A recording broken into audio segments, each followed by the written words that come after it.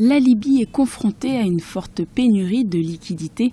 Les billets se font rares, une situation incommodante pour les fidèles musulmans qui ont débuté le ramadan. Cette année encore, le mois sacré sera marqué par la hausse des prix des denrées alimentaires avec un budget toujours plus serré.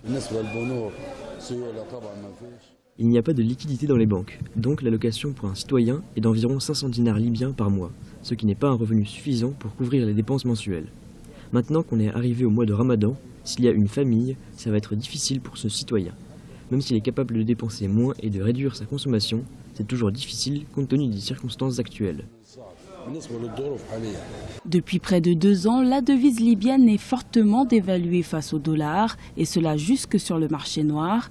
L'économie libyenne dépend fortement des recettes pétrolières, alors que la production reste encore en deçà des performances enregistrées avant la révolution de 2011. L'économie est contrôlée par de puissants groupes armés. En ce qui concerne les prix, ce n'est pas seulement la Libye, c'est tout le monde arabe. Honnêtement, quand vous regardez la télévision, vous pouvez voir que les prix sont un énorme problème partout. Mais ici en Libye, c'est particulier, parce que nous souffrons d'un problème de liquidité spécifique à la Banque centrale libyenne et au ministère des Finances. Les deux organes ne se coordonnent pas, et résultat, le citoyen en souffre. Je souhaiterais que le pays puisse être plus fort maintenant pour que le citoyen puisse commencer le ramadan sans être dans le besoin. La Banque centrale de Tripoli et le gouvernement libyen, soutenu par les Nations Unies, ont convenu le 10 mai d'un nouveau budget.